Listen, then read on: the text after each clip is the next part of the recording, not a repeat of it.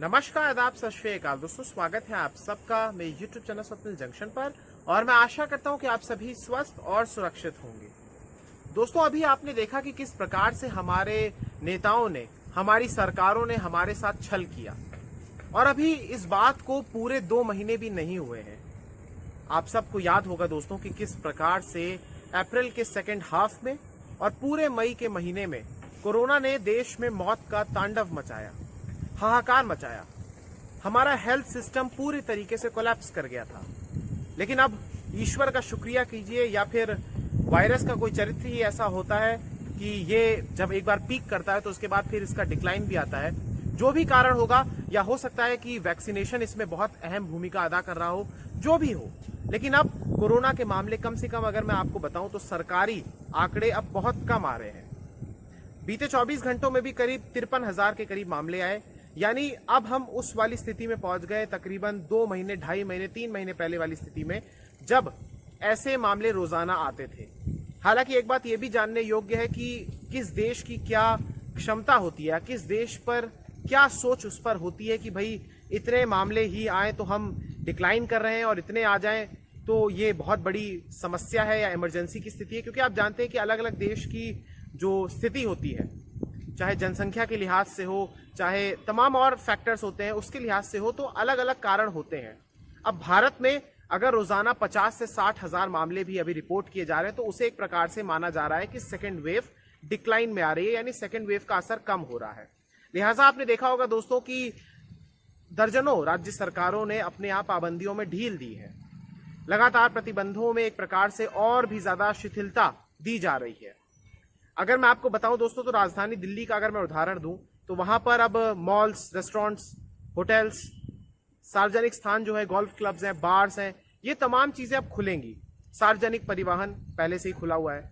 अब उसमें क्षमता को निर्धारित कर दिया गया है, कहीं पर 50% है, इस तरीके से रखा गया है।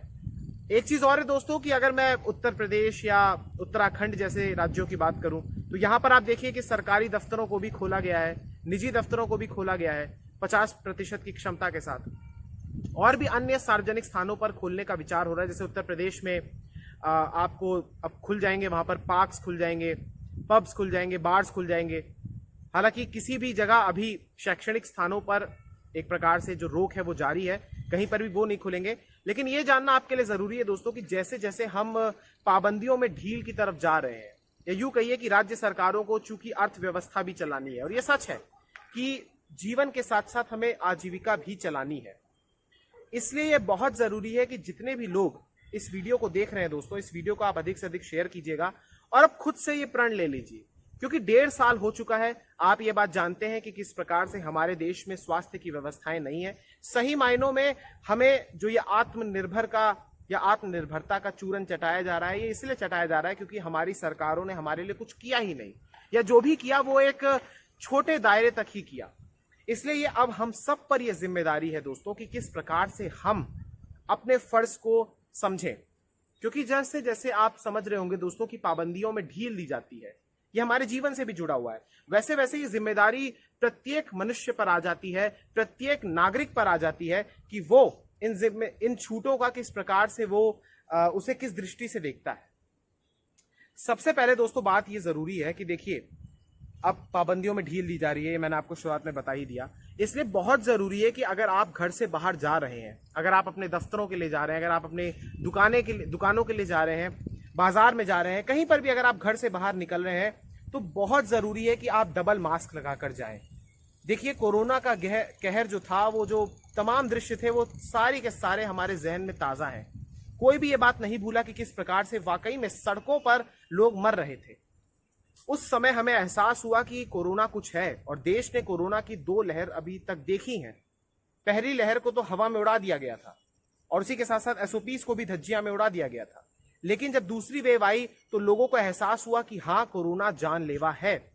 और अब बहुत सारे मेडिकल एक्सपर्ट्स भी इस बात की आशंका जता रहे हैं कि कुछ हफ्तों में या कुछ महीनों में आने वाले थर्ड वेव भी आ सकती है।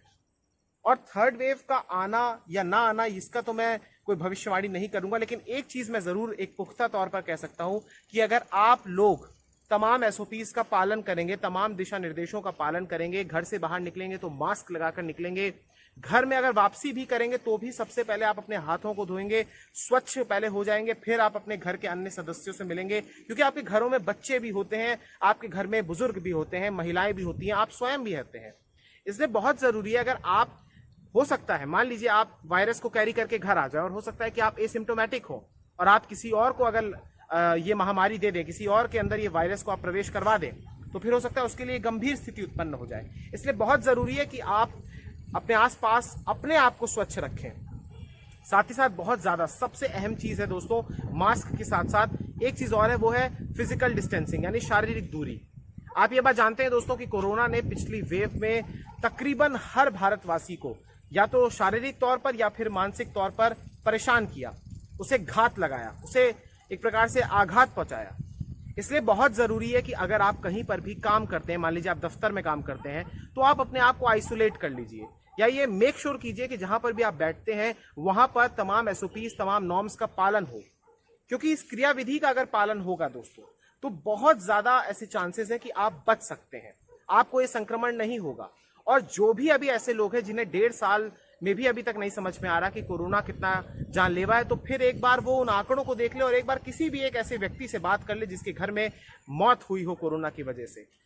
क्योंकि अगर इस समय भी कोई व्यक्ति कोरोना को ये मान रहा है कि वो उसको नहीं हो सकता, या कोई इस समय भी कोरोना को अंडर एस्टिमेट कर रहा है, या इस समय सोच रहा है कि अगर मामले कम आ रहे हैं तो फिर हम एक प्रकार से अब स्वतंत्र होकर घूम सकते हैं, तो मैं यहाँ पर एक बात और बताना चाहूंगा कि भले ही हमारे देश में 53,000 मामले सामने आए हैं, लेकिन एक दूसरी तस्वीर ये भी है कि ये दुनिया में सर्वाधिक है।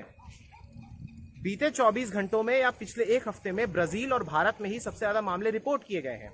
और एक्टिव केसेस की अगर मैं बात करूं तो हमारे यहाँ तीसरे स्थान पर सबसे ज्यादा एक्टिव केसेस हैं, अमेरिका और ब्राजील के बाद। इसलिए बहुत जरूरी है कि हमें तमाम चीजों को समझना होगा। बहुत सारे राज्य या बहुत सारे जगह आप इस तरीके से देख रहे होंगे कि संक्रमण दर कम हो रही है, पॉजिटिविटी रेट कम हो रही है, 3% से 4% के बीच है। कहीं कहीं पर आप देख रहे होंगे कि इतने जिलों में 100 से कम केसेस आए, कहीं कहीं आप देख रहे होंगे कि 11 राज्यों में 12 राज्यों में 500 से कम केसेस आए। यह आंकड़ों की बानगी है। इसका अर्थ यह नहीं होता है कि भाई कोरोना का संक्रमण नीचे हो रहा है या कोरोना पूरी तरीके से खत्म हो गया है। ये अब आप पर है कि आप इस न्यूज को कैसे देते हैं। और वाकई में मैं आपको बताना चाहूंगा दोस्तों कि वायरस कोई डेट आके या तिथि बता के नहीं आता है, उसे आमंत्रित भी नहीं किया जाता है, वो स्वयं ही आपके भीतर आ जाएगा। हाँ, उसको आमंत्रित करने का एक ही इशारा है कि अगर आप एसओपीज के बिना करेंगे या एसओपीज की खिलाफवर्जी करेंगे, अगर आप मास्क नहीं पहनेंगे, हाथ नहीं धोएंगे, फिजिकल डिस्टेंसिंग का पालन नहीं करेंगे, तो फिर वो जरूर आपको इन्फेक्ट करेगा। इसलिए उस दकियानूसी सोच से भी आप बाहर आइए कि आपको नहीं हो सकता। अगर कोई इस तरीके का भ्रम फैला रहा है तो उसे भी आप समझा सकते हैं, उसे कह सकते हैं कि इस तरीके की बात ना कीजिए, इससे समाज में भ्रम फैलता है। एक बहुत जरूरी बात दोस्तों और है जो मैं कहना चाहूंगा, वो है वैक्सीनेशन से जुड़ी हुई। आप जानते हैं दोस्तों कि आज अंतर्राष्ट्रीय योग दिवस है। सबसे पहले आप सबको बहुत बहुत शुभकामनाएं। योग हमारी धरोहर है और इस बार की थीम भी आप जानते हैं कि योगा फॉर वेलनेस है। इसलिए आज का एक खास दिन भी है दोस्तों कि आज से आपको याद होगा कि प्रधानमंत्री नरेंद्र मोदी ने कुछ दिन पहले इस बात की घोषणा की थी कि 21 तारीख से तमाम वैक्सीनेशन का जो अभियान है वो केंद्र सरकार अपने अंडर ले लेगी। केंद्र सरकार का नियंत्रण होगा, यानी अब जिसको भी वैक्सीन लगेगी वो तमाम चीजें, वैक्सीनेशन का अभियान देश का, वो देशव्यापी स्तर पर केंद्र सरकार के नियंत्रण में आ गया है और अब इसे केंद्र सरकार ही चलाएगी। लिहाजा आज से वो तिथि भी शुरू हो गई है। इसलिए आप लोग जब भी आपको अपना स्लॉट मिले, आप प्लीज जल्द से जल्द वैक्सीनेट हो जाएं। वैक्सीन एक सुरक्षा का कवच है दोस्तों।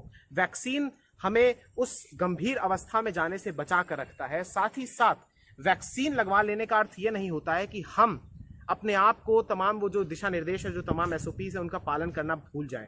इसलिए अगर आप वैक्सीनेट भी हो चुके हैं तो भी आपको वैक्सीन के बाद भी आपको तमाम एसओपीज का पालन करना है। तमाम वो जो कोविड एप्रोप्रिएट बिहेवियर है, जो कोविड के एक प्रकार से लेकर जो सही और उचित व्यवहार है, उसको आपको अपनाना है।